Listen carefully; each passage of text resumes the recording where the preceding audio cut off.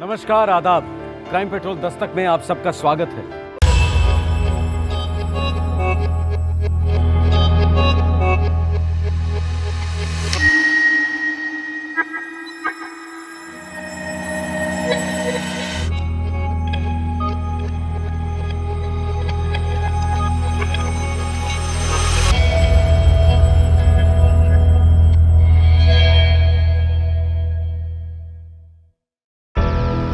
बचपन और यौवन के कगार के बीच खड़ी टीनेज लड़कियों की बहुत बड़ी विडंबना होती है और वो है पुरुष की नजर और बिहेवियर को ठीक से समझना। स्नेह, दोस्ती और वासना के बीच अंतर भांपने में बहुत कंफ्यूजन होता है, समय लगता है। अब कोल्ड ड्रिंक का ही उदाहरण लीजिए। वैसे एक सिंपल सा ऑफर जान पड़ता है, पर क्या पता मासूमियत के प्याले में वैश्यत का जहर घुला हो, बकरी के रूप में सामने भेड़िया खड़ा हो। भेड़िए का बहलाना फुसलाना एक दस्तक है कि वो बहुत जल्द झपटने वाला है। जिस लड़की ने ये दस्तक सुनी वो बच गई और जिसने नहीं सुनी, 16 दिसंबर 2010, नई दिल्ली।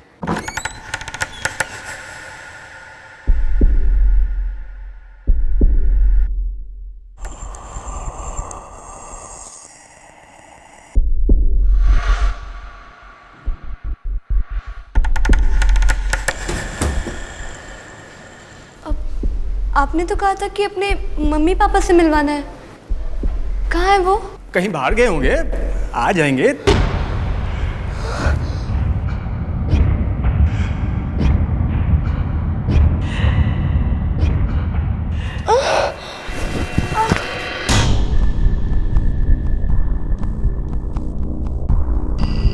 सोलह वर्षीय दिशा को इस बात की भनक तक नहीं थी कि वो इस जाल में खुद चलकर आई थी। नई दिल्ली के उत्तम नगर की रहने वाली दिशा के पिता फौज में हवलदार थे। दिशा 11वीं क्लास की स्टूडेंट थी। दिशा, वो मेडिकल एंट्रेंस एग्जाम की तैयारी कर रही थी जो उसने 12वीं के बाद देना था। दिशा कैसी है तुम? ठीक हूँ भैया, आप कैसे हो? अरे जैसे कल था वैसे आज हूँ। अरे इन किताबों की तलाश थी ना तुम्हें? अरे वाह, मेडिकल की books. Thank you so much भैया। ओए चुप कर, थैंक्स की बच्ची। थैंक यू सो मच भैया। तू डॉक्टर बनेगी तो सारे मोहल्ले का फायदा होगा। हाँ, मन लगाकर पढ़ियो, समझी? जरूर भैया, मैं पूरी कोशिश करूंगी। जय दिशा के परिवार से परिचित था। उसका प्रॉपर्टी का बिजनेस था और ऑफिस दिशा के घर के बगल में ही था। मम्मी, मम्मी मैं जा रही हूँ, मुझे कोचिंग क्लास के लिए बहुत लेट हो रहा है। कहीं नहीं जाओगी तुम दिशा। गरम गरम खाना तैयार है, पहले खाना खा लो। और अगर तुम्हें देरी हो रही है तो रोहित छोड़ आएगा ना तुम्हें, वो पहुंचा देगा। ओहो, मेरी डॉक्टरली बिटिया लौट आई स्कूल से। पापा, आपसे कितनी बार कहा है मुझे डॉक्टर नहीं मत बुलाया करिए, जब बन जाऊंगी तब कहिएगा। अरे पापा, हमारी छोटिया का डॉक्टर ना भी बन पाई ना, कंपाउंडर जरूर बन जाएगी। Really? हाँ। तो बेट लगाएंगे रोहित भैया? जब मैं डॉक्टर बनूंगी तब आप कंपाउंडर बनेंगे मेरे। डन कर दे? बच्चों 2:45 बज गए, बाकी बहस सफर करते करते कर लेना, ठीक है? दिशा, फौजी की बेटी हो, कहीं लेट नहीं पहुंचते। Yes papa.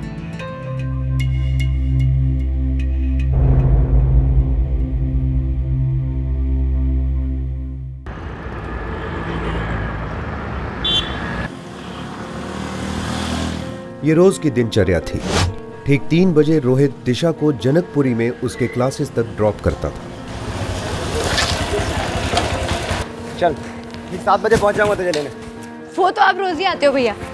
हाँ हाँ, फिर भी बता रहा हूँ, अकेले से कहीं मत निकल जाना। वो भैया, मैं बच्ची नहीं हूँ। एग्जैक्टली, इसीलिए बोल रहा हूँ।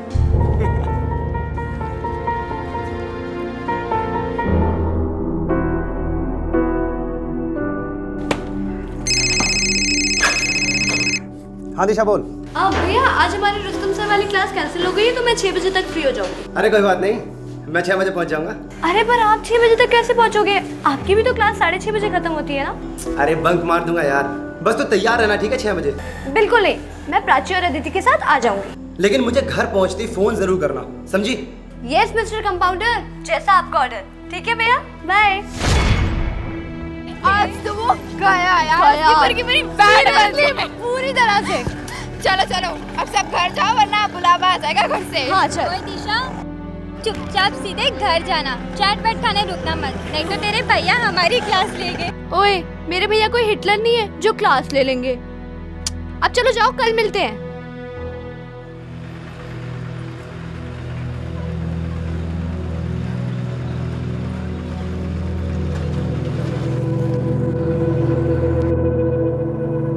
दिशा कहाँ जा रही हो? घर जा रही थी भैया। रोहित कहाँ है? वो आज मेरी क्लास जल्दी खत्म हो गई थी ना, इसलिए। ओके, चल चल चल चल, आजा, मैं ड्रॉप कर देता हूँ, आजा। अरे नहीं भैया, आप तो इस तरफ जा रहे हैं ना, आपको उल्टा पड़ेगा, मैं चली जाऊंगी। एक चीज होती यू टर्न, सुना तो होगा। पर भैया आप खामखा तकलीफ कर रहे हैं, मैं चली जाऊंगी। रोहित गाड़ी में होता तो तुझे इस तरह अकेले घर जाने देता? नहीं ना। चुपचाप बैठ जाओ। डॉक्टर दिशा बैठो। चल चल बैठ बैठ बैठ।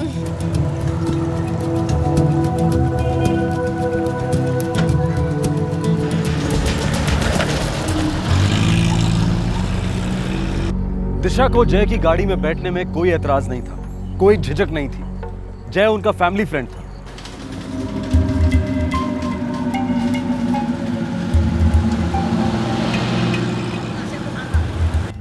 अरे जय भैया, हम अपनी कॉलोनी तो पास कर चुके हैं। जरा मेरे घर आते हैं, फिर ड्रॉप करता हूँ। हाँ? पर क्यों भैया? अरे वो मेरे पेरेंट्स से तुम्हें मिलवाना था। क्यों जय भैया? बस हमारे एरिया के होने वाली डॉक्टर से मिलना चाहते हैं। पर वो क्या है ना, घर में मम्मी पापा रोहित भैया सब मेरा वेट कर रहे होंगे। दिशा 2 मिनट की तो बात है, मम्मी पापा से मिल लेना, फिर वहां से तुरंत यू टर्न समझती हो ना? जय से लगभग रोज मुलाकात होती थी दिशा की, सालों की पहचान थी। जय पर शक करना दिशा का जहन कबूल ही नहीं कर पा रहा था। तू यहीं बैठ दिशा, मैं पापा के दवाइयाँ ले आता हूँ, ठीक है?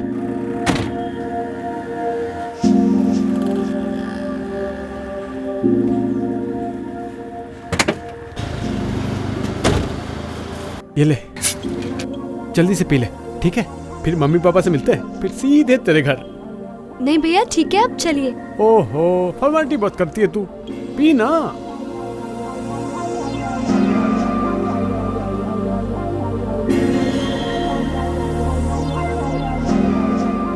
दिशा ने कहा कि उसे प्यास नहीं लगी है, लेकिन फिर भी जय ने उसे कोल्ड ड्रिंक ऑफर की।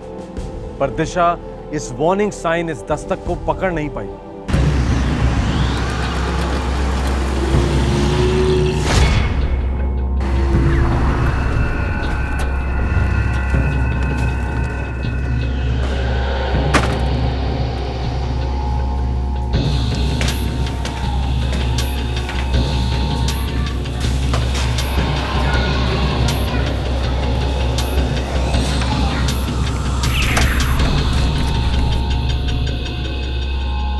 फ्लैट के दरवाजे पर ताला लगा हुआ था, लेकिन फिर भी दिशा को जय के इरादों पर शक नहीं हुआ।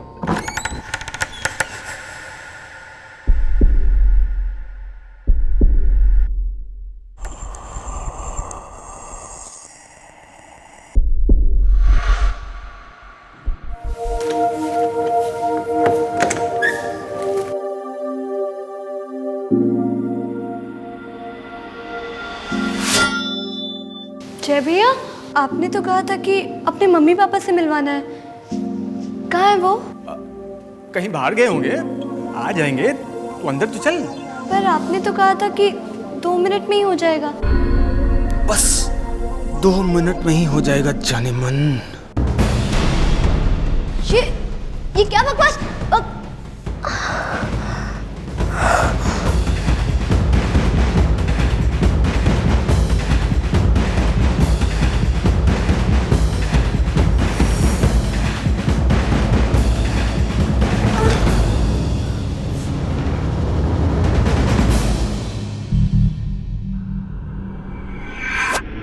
दिशा के कोल्ड ड्रिंक में जय ने नींद की गोलियां मिला दी थी। आपके द्वारा डायल किया गया नंबर फिलहाल स्विच ऑफ है। पहले मेरा फोन काटा और स्विच ऑफ कर दिया पापा। रोहित, तूने उसे अकेले आने को दिया? आई एम सॉरी पापा, मुझसे बहुत बड़ी गलती हो गई।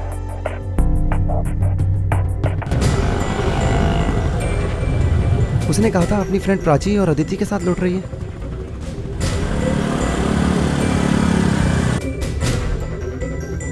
हाँ भैया, वो हमारे साथ ही लौटी थी।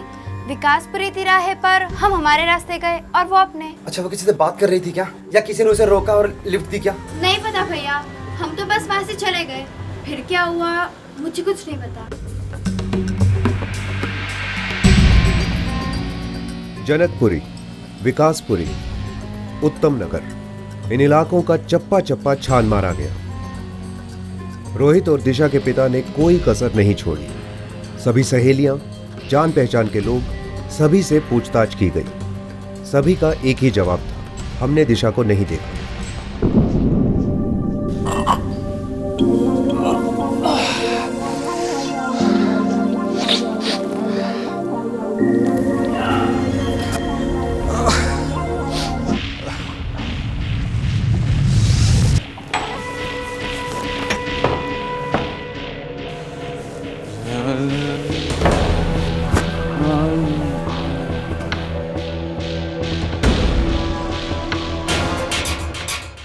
हताश और बेहद परेशान दिशा के पिता और भाई रोहित ने कानून के दरवाजे पर दस्तक दी। किसी लड़के का चक्कर, कोई बॉयफ्रेंड? अरे नहीं सर, बच्ची है मेरी बहन। 16 साल की है और गायब।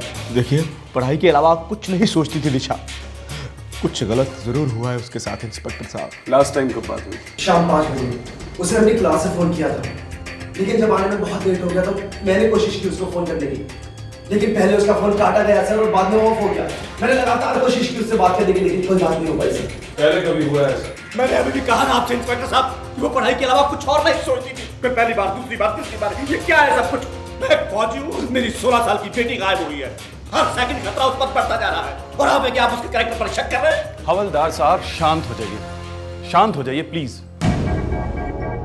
बिना डिटेल्स के अंधेरे में तीर चलाने का क्या मतलब? फौजी हैं आप, समझते होंगे इन बातों को। आखिरी बार कहा? विकासपुरी तिराहा सर, अपनी फ्रेंड्स के साथ, और उसी तिराहे से वो लोग अलग अलग हुए थे सर।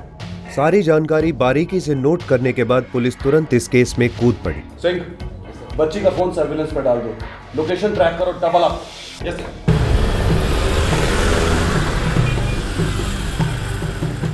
पुलिस ने पहले कोचिंग इंस्टीट्यूट के मालिक से पूछताछ की। ओह नो, दिशा का कोचिंग क्लास के किसी भी लड़के के साथ कोई चक्कर हो ही नहीं सकता। It's not possible. उसे तो डॉक्टर बनने के अलावा कुछ सोचता ही नहीं था। पुलिस दिशा की सहेलियों को लेकर तुरंत विकासपुरी तिराहे पहुंची। सर, इस पॉइंट के बाद वो उस तरफ गई और हम इस तरफ। रोहित, अगर तुम कभी उसे कोचिंग इंस्टीट्यूट से पिकअप नहीं कर पाते थे तो इंस्टीट्यूट से घर कैसे वापस आती थी? डीटीसी की बस से सर। हाँ सर, इस स्कूल से भी डीटीसी की बस से ही घर आती थी।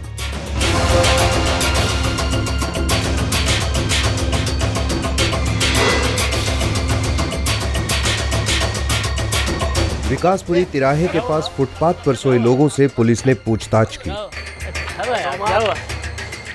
इस लड़की को देखा है? इसी तिराहे से गायब हुई है शाम 6 के आसपास।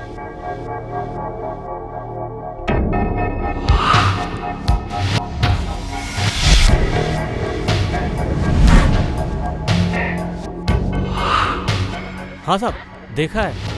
ये एक सफेद मारुति वैन वाले से बात कर रही थी। गाड़ी का नंबर? इतना नहीं याद है साहब। आदमी की शक्ल? ठीक से याद नहीं साहब। जितना ठीक से याद है उतना बताओ, जल्दी बताओ। ऐसा जवान था, हट्टा कट्टा था। अपनी मर्जी से गई या वो जबरदस्ती लेके गया? अरे साहब, कोई जबरदस्ती लेके जाता तो क्या हम चुपचाप ऐसे बैठे रहते? देखा, खुद बात कर रही थी, अपनी मर्जी से गाड़ी में बैठी। मतलब गाड़ी किसी जानने वाली की ही है। अब बोलिए, कोई जान पहचान वाला है? सफेद मारुति वैन वाला। सर, लड़की का सेलफोन लास्ट द्वारका इलाके में एक्टिवेट था सर। उसके बाद से उसका फोन स्विच ऑफ है सर।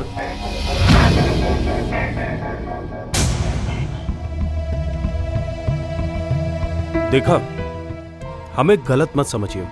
बच्चों से गलतियां हो जाती हैं। नाजुक उम्र है, डर गई होगी, सुबह तक फोन कर लेगी। चिंता मत कीजिए, आ जाएगी वापस। दिशा के घर वाले पूरी तरह बौखला गए थे। उनकी दिशा किसी के साथ रात भर बाहर, यह सोचना भी उनके लिए नामुमकिन था। आखिरकार कौन था वो शख्स जिसके साथ वो अपनी मर्जी से गई थी? रोहित और उसके पिता ने कभी सपने में भी नहीं सोचा होगा कि दिशा को गायब करने वाला शख्स उनका काफी करीबी था।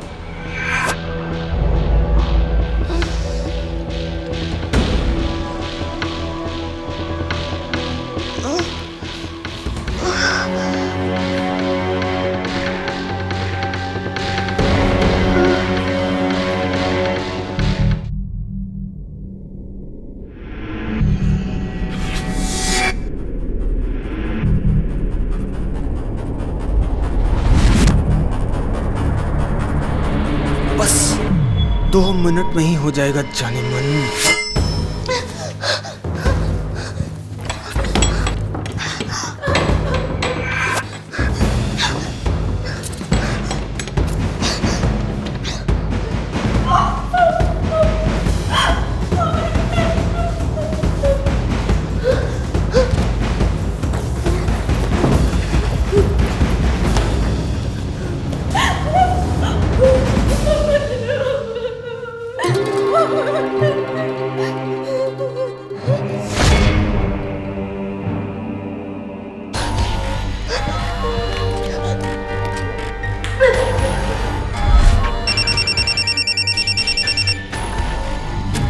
हेलो भैया भैया भैया मुझे बचा लीजिए भैया। छोटी तू कहाँ है? मुझे नहीं पता, मुझे ले जाओ भैया, मुझे ले जाओ। देख छोटी, तू घबरा मत, मैं पहुंच जाऊंगा थोड़ी देर में। भैया भैया छोटी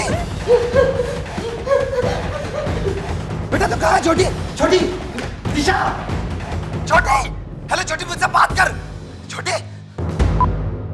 छोटी दिशा, रोहित क्या हुआ फोन कर क्या?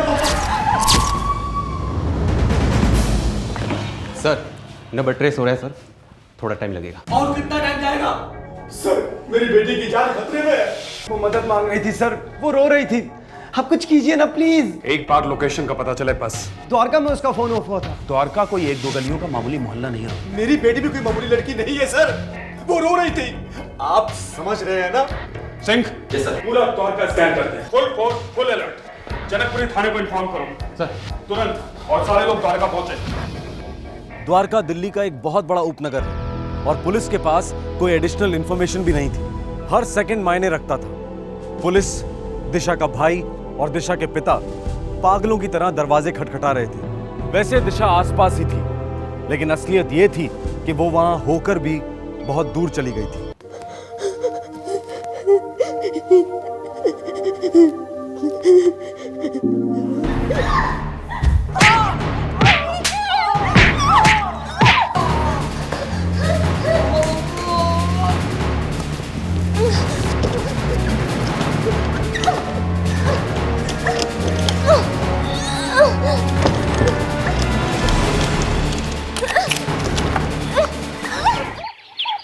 सूरज निकल आया, पर अंधेरा ज्यों का त्यों था। दिशा की कोई खबर नहीं थी, एक सुराग तक नहीं, कुछ नहीं। आपके द्वारा डायल किया गया नंबर फिलहाल स्विच ऑफ है। सर वो सेल नंबर द्वारका इलाके का ही था। क्या हुआ सिंह साहब? सेल नंबर द्वारका का था, सेल टावर मार्केट एरिया में है सर, लेकिन सेल फोन की एग्जैक्ट लोकेशन पता नहीं चल पा रही है सर। किसके नाम का नंबर है ये कोई जय यादव। जय यादव कौन है ये जय यादव? प्रॉपर्टी डीलर है सर, मैं उसे अच्छी तरह जानता हूँ सर। हम सब उसे अच्छी तरह से जानते हैं, लेकिन छोटी उसके साथ क्यों गई होगी और कहाँ गई होगी सर? रहता कहाँ है? सर मैं उसका घर नहीं जानता हूँ, लेकिन उसकी दुकान जरूर जानता हूँ।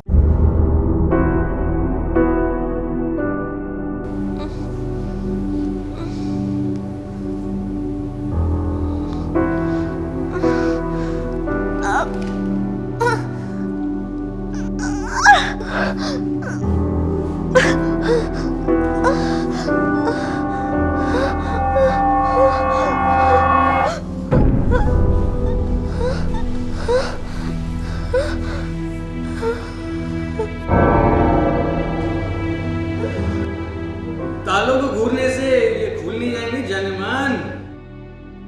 हाँ अगर प्यार से देखोगी तो शायद खुल जाए। आपको जो भी करना था आपने कर लिया, सब करता।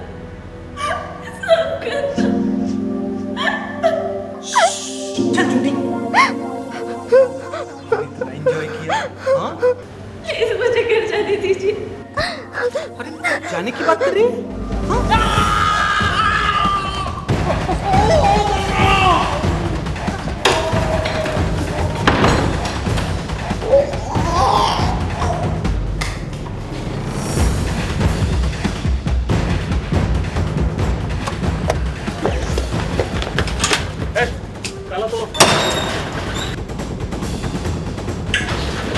हर कोने की तलाशी लो।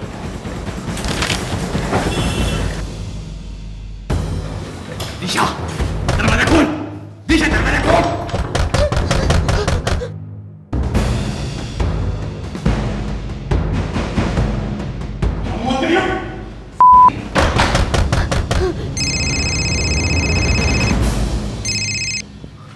हेलो भैया भैया भैया वो जय यादव है भैया। हाँ मैं जानता हूँ छोटी वो जय यादव भी है।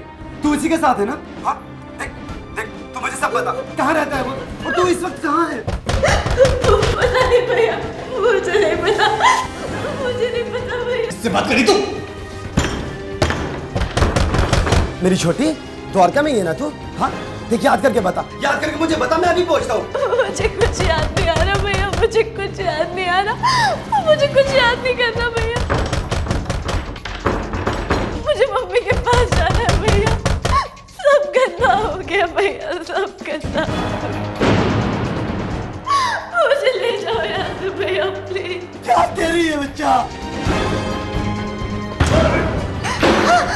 छोटी क्या हुआ? मैं उधर आप जाते को जिंदा नहीं छोड़ूंगा सर। उसने अपना एड्रेस बताया? एड्रेस बताया उसने? कहाँ है? दिशा है कहाँ? गोली मार दीजिएगा उसको सर, जान से मार दीजिएगा उस कुत्ते को। बताया उसने कुछ? बताया। लोकेशन ट्रेस हो गई है सर। टावर लोकेशन के हिसाब से द्वारका सेक्टर 16B में शास्त्री कॉम्प्लेक्स में ये नंबर ट्रेस हुआ है। मूव, चलो, फास्ट। ताली। कहाँ भाग रही है?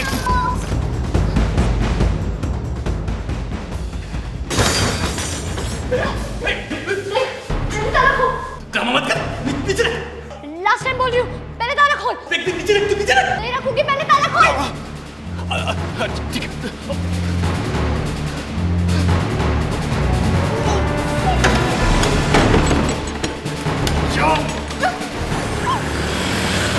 पुलिस तुरंत दिशा के भाई और पिता के साथ द्वारका सेक्टर 16B के शास्त्री कॉम्प्लेक्स के लिए रवाना हुई। सर इस बिल्डिंग के वॉचमैन ने बताया कि रात एक आदमी आया था मारुति वैन में और उसके साथ एक लड़की थी और वो इसी बिल्डिंग के 1353 नंबर रूम में रहते हैं। जी सर।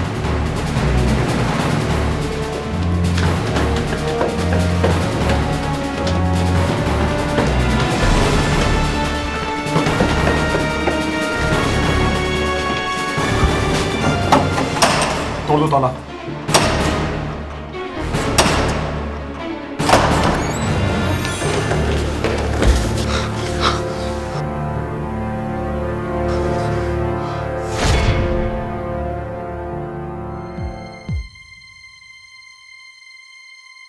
दिशा दिशा दिशा दिशा। ओहो, मेरी डॉक्टरनी बिटिया लौटा स्कूल से। पापा आपसे कितनी बार कहा मुझे डॉक्टर नहीं मत बुलाया करिए, चाहे पहचान नहीं करते हैं। देख छोटी देख भैया है। ठीक 7 बजे पहुंच जाऊंगा तो चलेंगे, अकेले कहीं मत निकल जाना। मैं तुझसे कुछ कभी नहीं मांगूंगा, तू उठ जा। जी नहीं सर, मैंने कोई भी चीखने चिल्लाने की आवाज नहीं सुनी, न कुछ सुना न देखा। इस जय यादव को कितनी अच्छी तरह से जानते हैं आप लोग? जी एक नंबर का छिछोरा है, बदमाश है। कहने को तो प्रॉपर्टी दलाल है, लेकिन हर दूसरे रोज एक नई लड़की को लाता है यहाँ।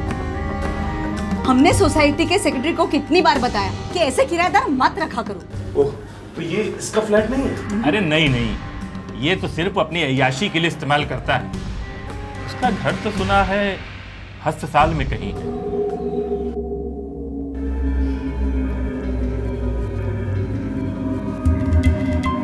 अम्मा। इस भयानक और क्रूर बलात्कार और हत्याकांड के बाद भी जय यादव बड़े ही नॉर्मल तरीके से अपने घर गया, अपने माता पिता से मिला, मानो कुछ हुआ ही ना हो।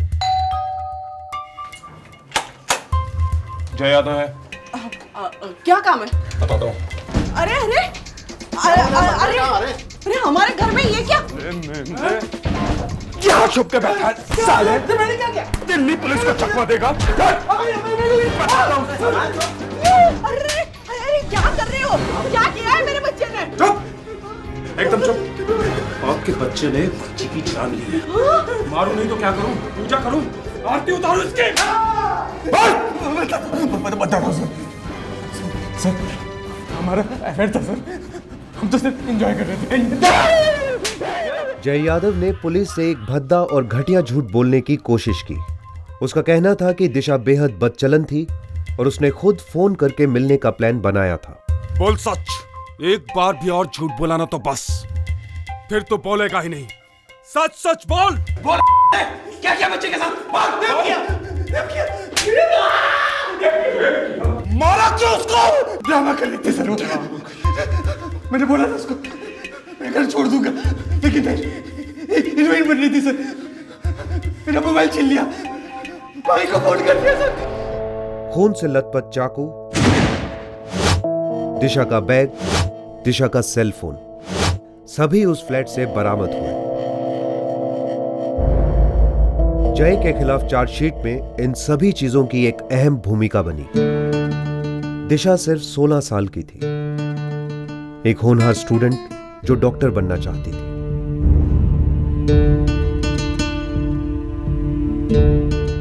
आंकड़े बताते हैं कि 3/4 से ज्यादा रेप केसेस में अपराधी पहचान वाला होता है, अक्सर करीब का रिश्ता होता है।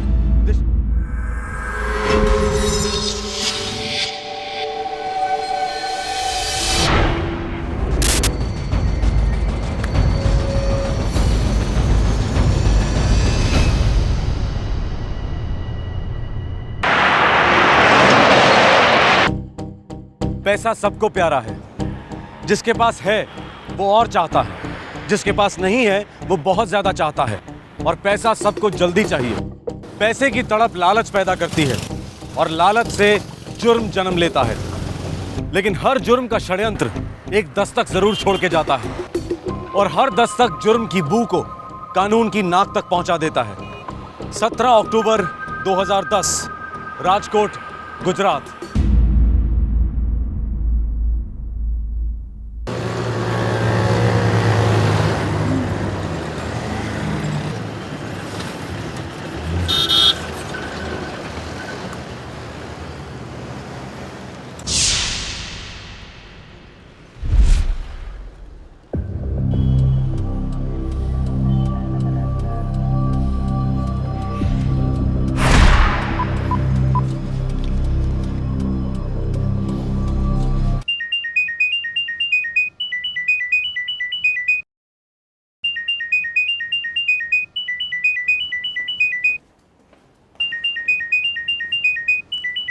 अरे संदीप नो जे। हेलो संदीप, क्या छे बेटा तू? बापूजी मैं प्रभु काका के घर जा रहा हूँ। अरे अचानक से? अचानक नहीं बापूजी, थोड़ा काम है। अरे लेकिन बोल के तो जाना चाहिए था, हम अचानक निकली गयो तू। सॉरी बापूजी, थोड़ी अर्जेंट बात थी ना, એટલે वो जल्दी में निकल गया तो बताना ही भूल गया। अच्छा बापूजी, गीता से कहना कि मैं कल सुबह ही वापस लौटूंगा। बेटा गाड़ी में तुम अकेले हो या तुम्हारे साथ और कोई है? हाँ, एक आदमी है मेरे साथ में, उसकी बाइक खराब हो गई है ना, इसलिए उसे पेट्रोल पंप तक लिफ्ट दे रहा हूँ बापूजी। अच्छा ठीक है ठीक है। देखो, प्रभु काका के घर पहुंचने के बाद में तुरंत फोन करना। जी बापूजी, हूँ फोन करीश। जय श्री कृष्ण। जय श्री कृष्ण।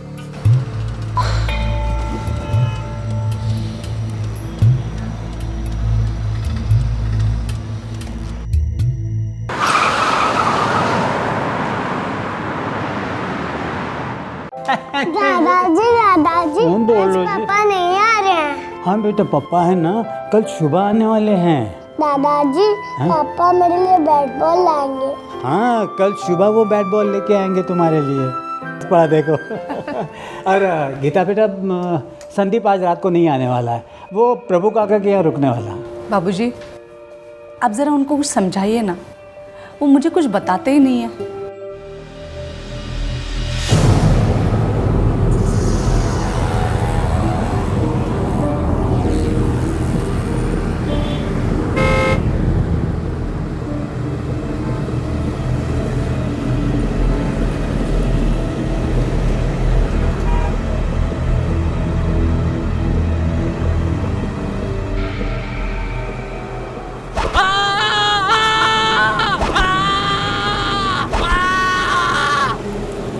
अपने पिता से फोन पर बात करने के ठीक आधे घंटे के बाद संदीप पारेख का मर्डर हुआ।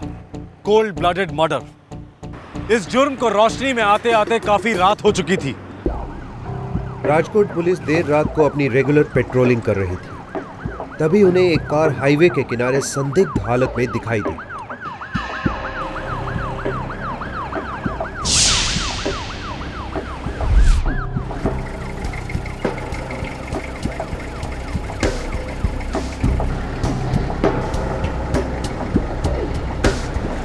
મોરબી બાયપાસ રોડ હાઈવેની બાજુમાં સફેદ સેન્ટ્રો નંબર 3212 એક માણસની લાશ છે અંદર।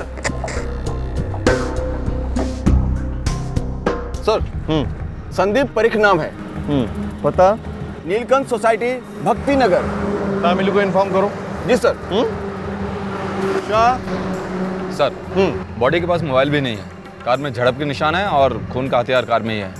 सर ये रहा हथियार।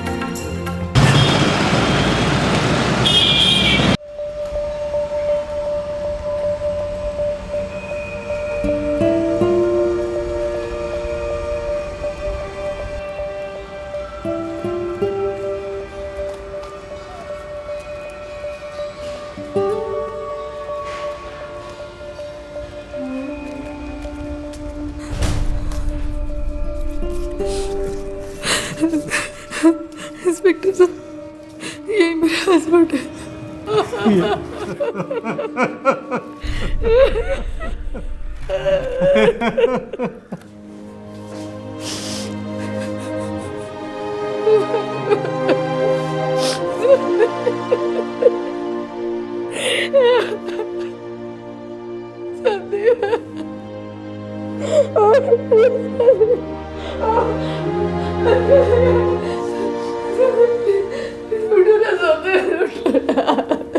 मोरबी बाईपास रोड पर हमें बॉडी मिली है।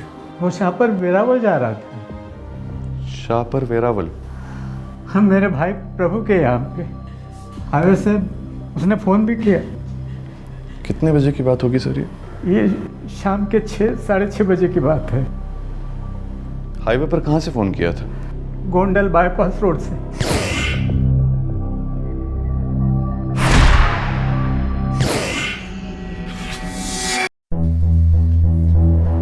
सर पोस्टमार्टम रिपोर्ट कहती है मर्डर 7:45 और 7 के बीच हुआ है। संदीप पारेख ने आखिरी फ़ोन अपने पिताजी वल्लभ पारेख को किया, उसके बाद उसका मोबाइल स्विच ऑफ दिखा रहा है और ये फ़ोन हुआ है गोंडल बाईपास रोड से। लेकिन सर बॉडी जहाँ से मिली वो गोंडल बाईपास से ज़्यादा दूर नहीं है, 10-15 मिनट की दूरी पे। टायर मार्क्स चेक किए सर, क्लीन है। रात लगाकर कोई बैठा नहीं था। तो इसका मतलब ये हुआ कि खूनी गाड़ी में ही बैठा था। Right sir. और एक बात यह है कि ये गाड़ी कई बार कई जगह से ठुकी है।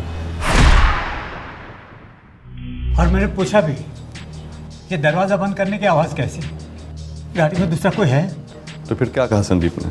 उसने कहा कि किसी की मोटरसाइकिल ख़राब हो गई है तो उस आदमी को लिफ्ट दे रहा है। कहाँ तक लिफ्ट देने वाला था वो? ये पेट्रोल पंप तक। इस गाड़ी का इससे पहले कभी एक्सीडेंट हुआ है? एक बार नहीं, 2 बार हुआ।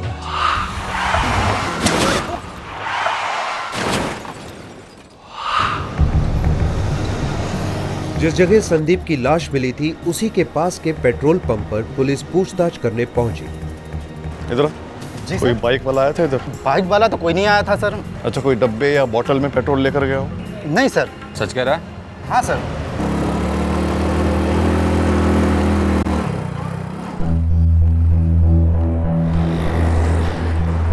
सर आगे पीछे 3 मील तक देखा, कोई भी बाइक कोई भी स्कूटर नहीं मिला।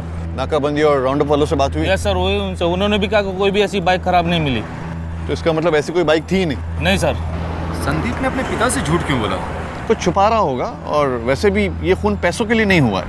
हाँ सर, वल्लभ पारेख ने भी कहा कि उस वक्त उसके पास कुछ खास पैसे नहीं थे। और खूनी गाड़ी लेकर भी नहीं भागा है। मतलब कोई पुरानी दुश्मनी होगी। शायद काम करो, संदीप और उसकी फैमिली का पूरा बैकग्राउंड चेक करो। Yes sir. चिट्ठा खोल डालो।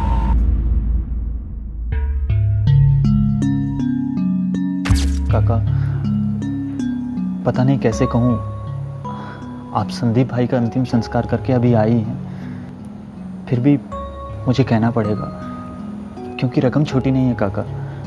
90,000 प्रकाश, गलत मत समझिए काका, संदीप भाई के जाने का दुख मुझको भी है, लेकिन मेरी हालत भी काफ़ी ख़राब है काका। संदीप भाई ने कहा था कि हफ्ते भर में रिटर्न करेगा, लिख कर भी दिया था काका।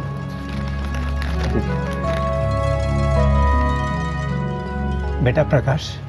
जी काका। संदीप आज होता तो तुम्हारे पैसे लौटा देता था ना वो? बिल्कुल लौटा था काका। बस तो अपने दोस्त के ज़बान पे भरोसा रखो। 4 साल तुमने उसके साथ में काम किया है, मिल जाएंगे तुम्हारे पैसे, मिल जाएंगे। 2-4 दिन आगे पीछे हो सकते हैं। परसों तक हो जाए तो अच्छा है। ठीक है।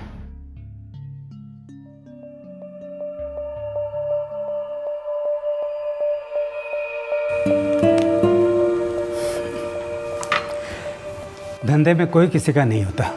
एक तो मैं अपना इकलौता बेटा खो चुका हूं और उसी के दोस्त लेनदार बनकर मेरे सामने आ जाते हैं। बाबूजी, संदीप के कबर्ड से मुझे कुछ मिला।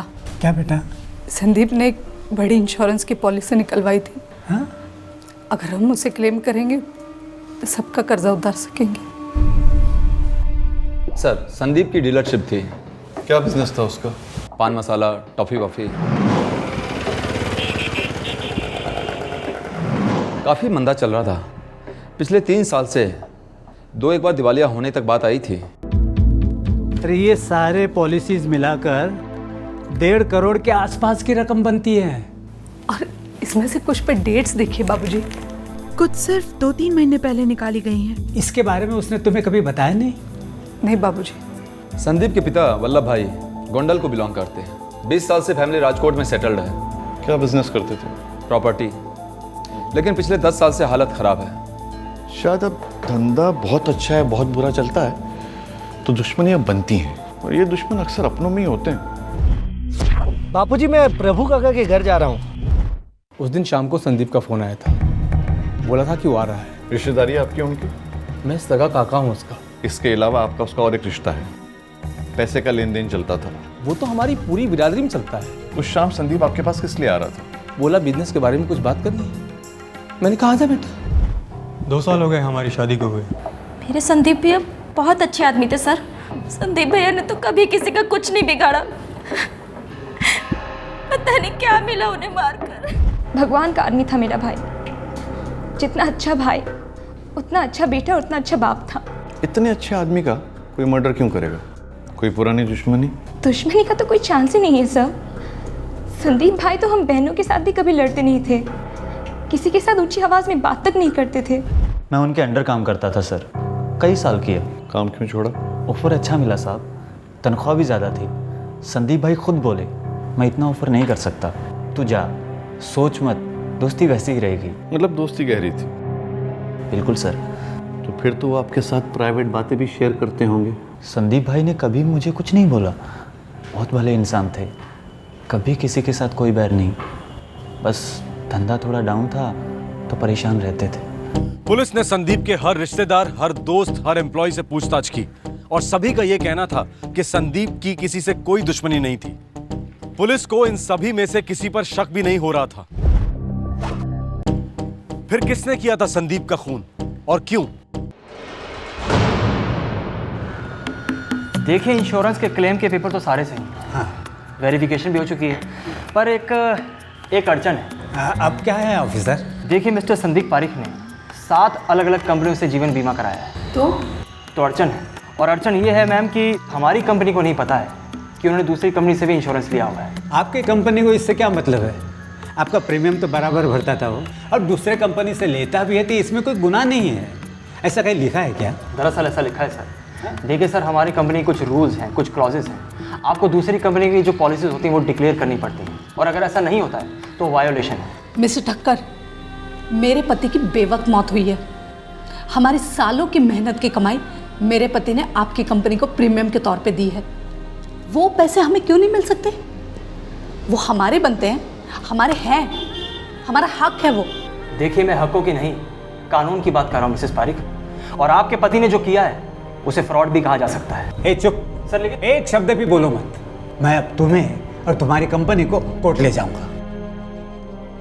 देखिए वल्लभ भाई, जब भी कोई जीवन बीमा पॉलिसी निकालते हैं ना, तो वो कंपनी दूसरी कंपनीज की पॉलिसीज के बारे में मालूमात चाहती हैं। अरे तो होते नहीं क्या किसी के पास 2-4 कंपनी की पॉलिसियाँ? होती क्यों नहीं है, मेरी खुद की 3 है। फिर देखिए, मैंने हर कंपनी को डिक्लेयर किया है क्योंकि ये रूल है, और संदीप ने डिक्लेयर नहीं किया था। अरे तो डिक्लेयर नहीं करने से क्या होता है? साथ की साथ कंपनियां कोर्ट में उतरेंगी, बोलेगी कि देखिए जी रूल्स को तोड़ा गया है, हम पैसा नहीं देंगे। और सच कहूँ तो ये उनका हक बनता है। और हमारा कोई हक नहीं बनता। 1.5 करोड़ का सवाल है, हम कोर्ट में लड़ेंगे। 1.5 करोड़ की जीवन बीमा पॉलिसीज 7 अलग अलग कंपनी से खरीदी गई। उनमें से कुछ मौत के 2 महीने पहले खरीदी गई, और अब ये 1.5 करोड़ रुपए संदीप की पत्नी और पिता को नहीं मिलने वाले थे। संदीप की सिर्फ एक गलती के कारण। उसने सारी पॉलिसीज डिक्लेयर नहीं की थी, पर फिर भी उसका मर्डर क्यों हुआ? क्या उन पॉलिसीज का उसकी हत्या से कोई संबंध था? संदीप परीक मर्डर केस की इन्वेस्टिगेशन को 3 महीने हो चुके थे, पर अब तक पुलिस को कोई सुराग नहीं मिला था। आखिरकार इस केस को अनडिटेक्टेड करार दिया गया और केस की फाइल क्राइम ब्रांच के टेबल पर आ पहुंची। खून अक्टूबर 2010 में हुआ था, और अब जनवरी 2011 में यह केस क्राइम ब्रांच के पास आया। किसी भी केस का क्राइम ब्रांच के पास आना मतलब उस केस के हल होने के चांसेस बढ़ जाते हैं, उम्मीद जग जाती है। दूसरी तरफ संदीप के पिता वल्लभ भाई उम्मीद ना हारने की पूरी कोशिश में थे। इंश्योरेंस कंपनीज के साथ अदालत में घमासान युद्ध शुरू हो चुका था।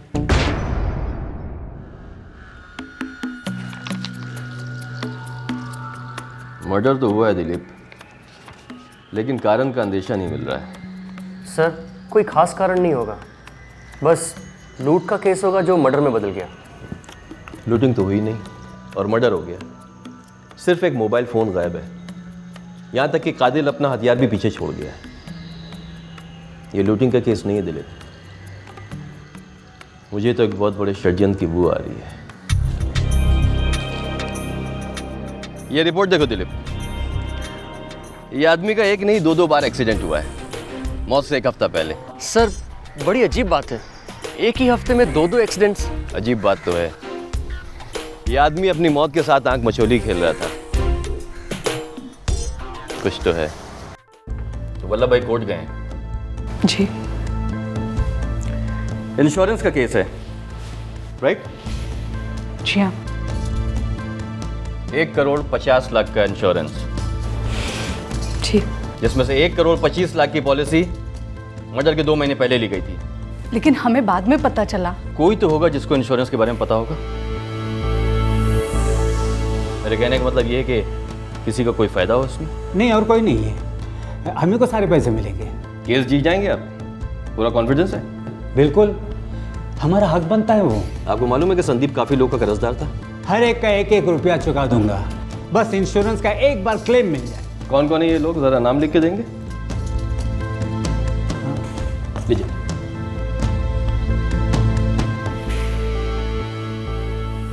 संदीप के मर्डर के पीछे एक सोची समझी साजिश की बू नजर आ रही थी।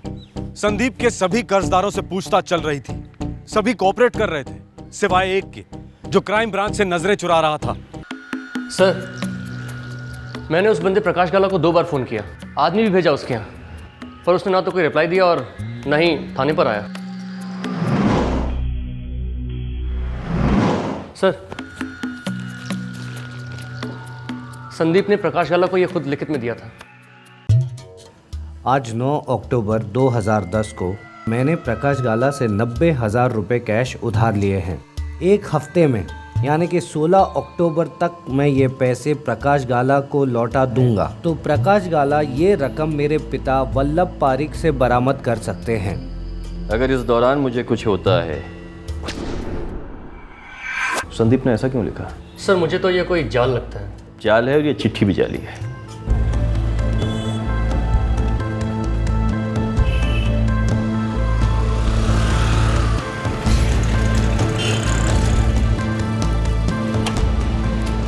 प्रकाश गाला जी, आप कौन?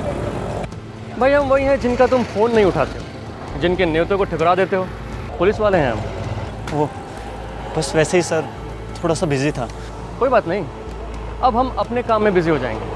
तो ये बताओ कि पुलिस स्टेशन खुद चलकर आओगे या नाक में रस्सी डालकर घसीट कर ले चलें? ये प्रॉमिसरी नोट यानी कि ये चिट्ठी संदीप ने आपको दी थी मिस्टर प्रकाश गाला? जी सर, साइन भी किया उसने सर। हाँ, साइन भी किया है उसने, और उसमें इसने अपनी डेथ सर्टिफिकेट पे भी साइन कर दिया है। ये चिट्ठी साफ अंदेशा देती है कि संदीप को अच्छी तरह से मालूम था कि उसकी मौत होने वाली है, और वो ये भी जानता था कि उसके पिताजी के पास पैसा नहीं है। फिर उसने किस कॉन्फिडेंस के साथ इसमें यह लिख दिया कि आपके 90,000 रुपए उसके पिताजी चुकाएंगे, वो भी 1 हफ्ते में। क्योंकि उसने अपनी मौत के कुछ दिन पहले 1,25,00,000 की पॉलिसी निकाली थी, और वो ये जानता था कि उसकी मौत के बाद सारा पैसा उसके पिताजी को मिलेगा। अब मैं ये सभी से जानना चाहता हूं कि किसकी ये मिलीभगत है, किस किस को इस इंश्योरेंस के बारे में मालूम था, किसने मर्डर किया है संदीप का। ये तो अच्छा होगा कि अगर आप सच सच हमें जल्द से जल्द बता दें, वरना अगर मैं अपने हिसाब से सच उगलवाऊंगा तो किसी को भी अच्छा नहीं लगेगा। संदीप मेरा इकलौता बेटा था और आप मुझे पे शक कर रहे हैं। वल्लभ भाई, पैसा एक ऐसी चीज है जो बड़े बड़े रिश्तों को इस तरह निकल जाता है, इस तरह। शक तो मुझे सब पर है। दिलीप, इन दोनों के फोन रिकॉर्ड चेक करो। इन दोनों ने आपस में कब कब कहां और कितनी बार बातें की। Yes sir. फिलहाल तुम मिस्टर प्रकाश गाला को कस्टडी में ले लो।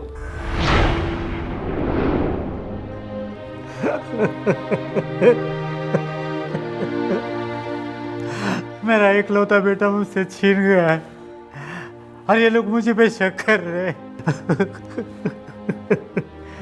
अरे मुझे कैसे पता होता उसके इंश्योरेंस के पॉलिसी के बारे में।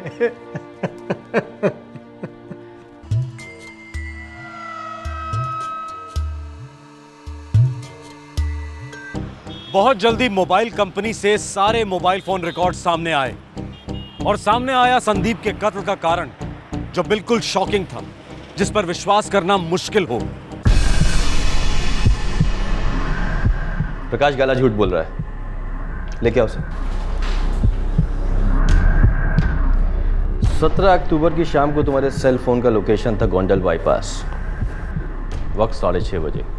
उसी शाम को संदीप अपने प्रभु काका को मिलने निकला था, गोंडल बाईपास होते हुए।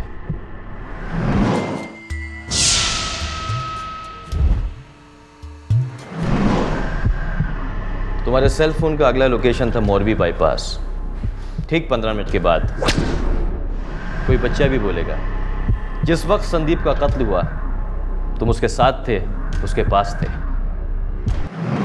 अच्छा बापूजी, गीता से कहना कि मैं कल सुबह ही वापस लौटूंगा। संदीप ने अपने पिता से झूठ बोला मोटरसाइकिल वाले के बारे में। दरअसल गाड़ी में और कोई नहीं, तुम थे, है ना? है ना? जी सर, संदीप भाई के साथ मैं ही था।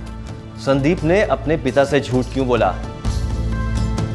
तुमने संदीप का कत्ल क्यों किया? वो मेरा दोस्त था सर, मैं उसे मारना नहीं चाहता था। फिर भी तूने उसे मार डाला। तेरे साथ और कोई शामिल था? फिर? संदीप भाई खुद शामिल थे सर।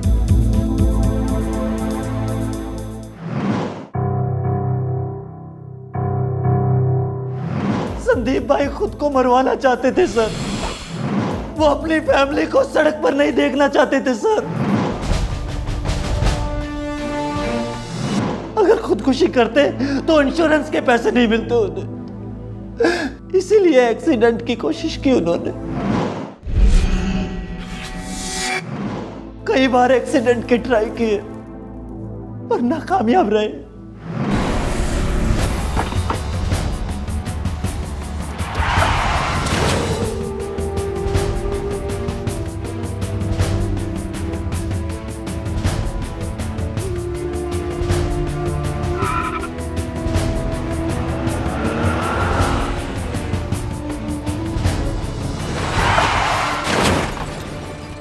पूरे हफ्ते संदीप भाई ने हाईवे पर एक्सीडेंट करके खुद को मारने की कोशिश की, पर कुछ हुआ नहीं सर। सब कुछ खत्म हो गया यार। इतना कर्जा चढ़ा है कि उतारना नामुमकिन है। ऐसे में धंधा क्या करूंगा यार? संदीप भाई, बस क्या, आपने इससे बुरा टाइम देखा है, चल जाएगा ये टाइम। बस आप दिल लगाकर धंधा कीजिए, आप में है वो ताकत संदीप भाई। नहीं प्रकाश, ये दलदल से बाहर निकलना नामुमकिन है। बस एक ही बात की चिंता हमेशा लगी रहती है कि मैं गीता और आदित्य के लिए कुछ बना नहीं पाया। मैं पूरी तरह से फेल हो गया यार, पूरी तरह से फेल हो गया।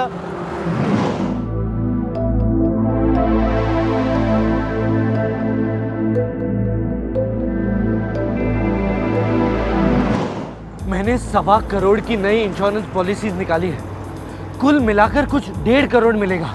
शो बात करो छो भाई, आप जिंदा 100 करोड़ के बराबर हो। सारे कर्जे उतर जाएंगे, माँ बापूजी, गीता, आदित्य सब सुखी रहेंगे। आपके बिना कोई सुखी नहीं रहेगा संदीप भाई। और ये आप उल्टी सीधी बात मत कीजिए। प्रकाश, तू मेरा दोस्त है ना? ये पूछने की बात है क्या भाई? तो बस पूछूंगा नहीं, मैं तुमसे बोलूंगा और तुम वो करोगे। क्या भाई? तुम मेरे परिवार को बचाओगे। अरे भाई, भाभी, आदित्य, बाऊजी, बा के लिए मैं कुछ भी करूंगा भाई। देख, मेरी मौत ही उनकी जिंदगी है। प्लीज मेरे दोस्त, मुझे मेरी मौत तक ले जा।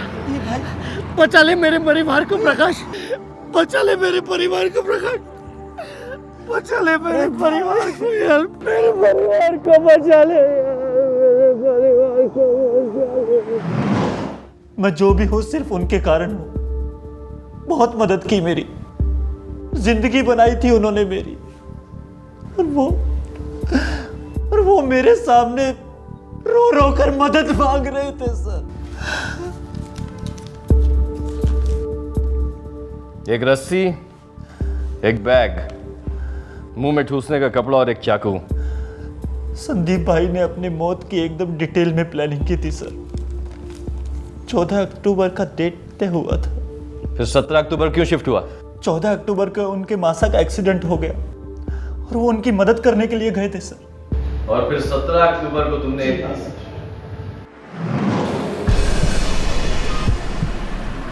सोच मत, निकाल चाकू और शुरू हो जा। नहीं भाई, मुझसे नहीं होगा ये सब। उन्होंने मुझे बहुत गंदी गंदी गालियां दी सर, लेकिन मैं जानता था सर, वो मुझे उकसा रहे थे, वो मुझे भड़का रहे थे सर। साले अपनी पत्नी की दलाली करेगा, तेरे बेडरूम पे, तेरे बिस्तर पे उसे, और तू उसे देखेगा, ये औलाद देखेगा ना उसे। संदीप भाई ने बोला था कि सेल फोन तोड़ देना, कभी किसी को मिलना नहीं चाहिए।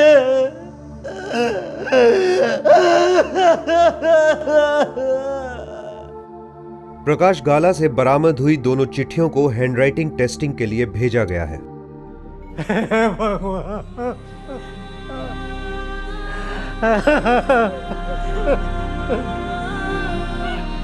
संदीप के माता, पिता और बीवी सोच भी नहीं सकते थे कि उनकी खुशियों के लिए, छोटे से आदित्य के भविष्य के लिए संदीप ने इतना भयंकर षड्यंत्र रचा, पर यह षड्यंत्र नाकाम रहा।